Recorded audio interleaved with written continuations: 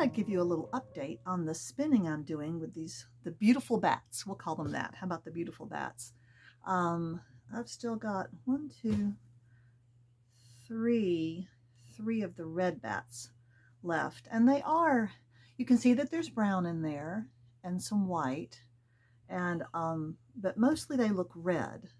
And then I have a whole one of, this is just a mixed bat.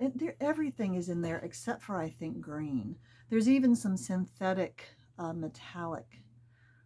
Actually, there is a little green. Every color is in here. And I've got that whole one and a little bit left.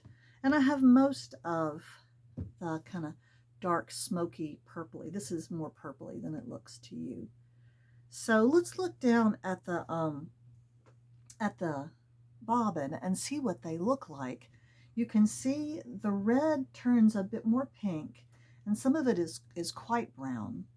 And then you've got that light color in there, which is a nice contrast, and the dark. And I do think that they will, ply up well and knit up well whenever I figure out what I'm going to do with them. So that's an update on the beautiful bats.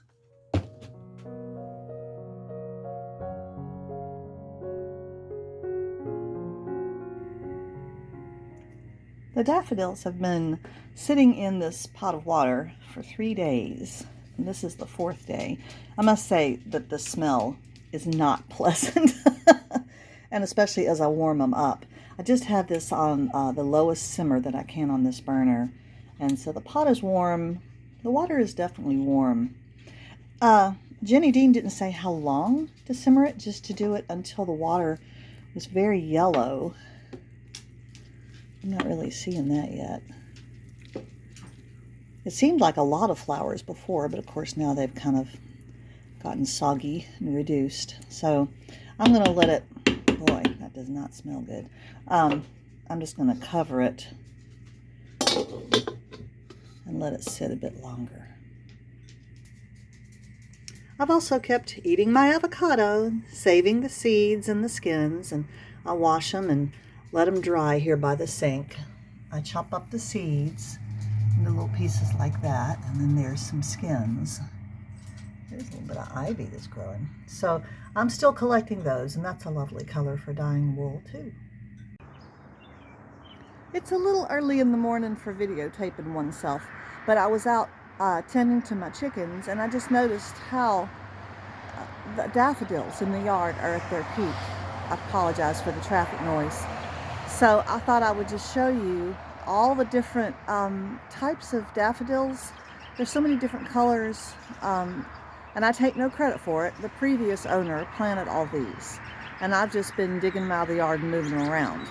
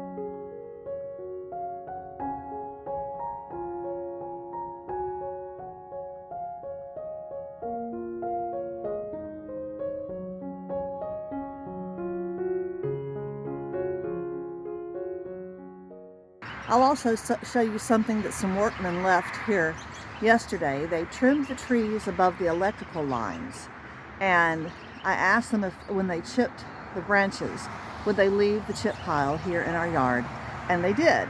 And it's smoking this morning, it's steaming because it's already starting to decompose.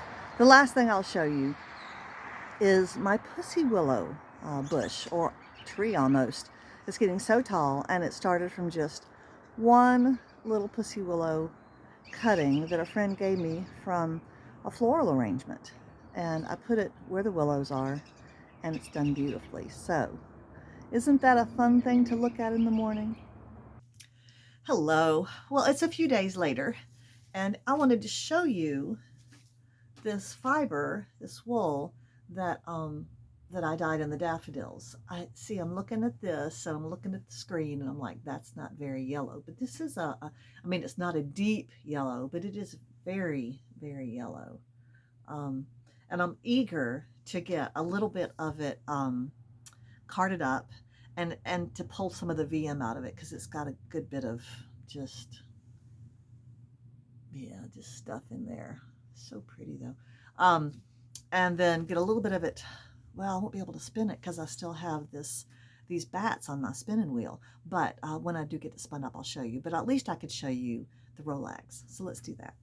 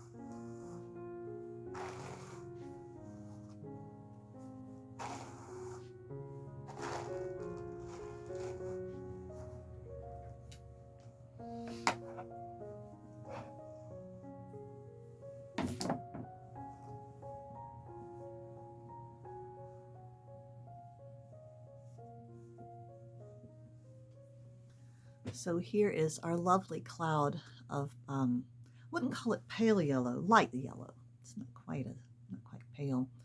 I always wish I could get y'all to see the color on the camera. I'm not sure if it shows up what color it needs to be against, white or something else, black, brown, to show that beautiful.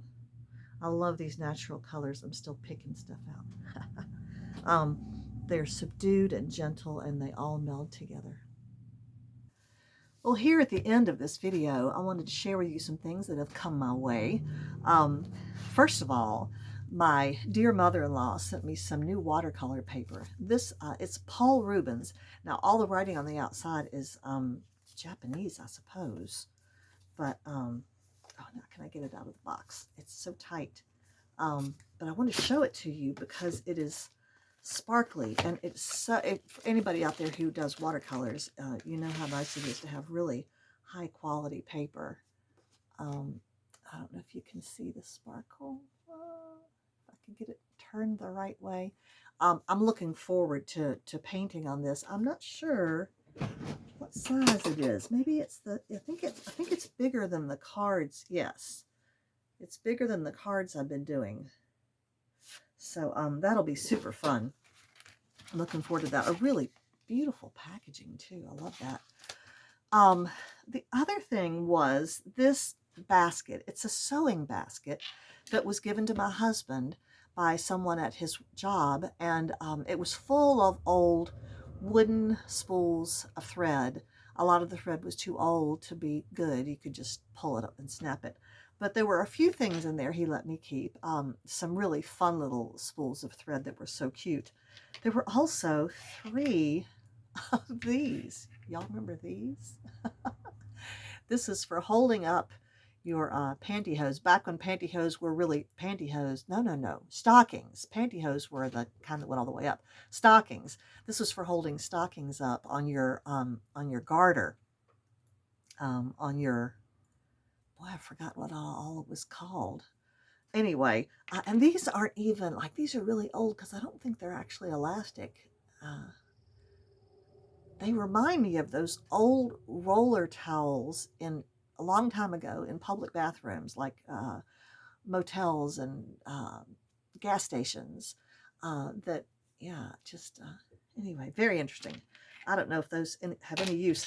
Now, these were also in there, and they are so familiar to me, but I don't know what they are. I'm trying to these aren't handles for a purse. That doesn't seem right. If anybody knows what these are, tell me. They almost look like toilet paper rolls, but of course they're too small. Um, anyway, it's a beautiful basket. And now I have three of these sewing baskets.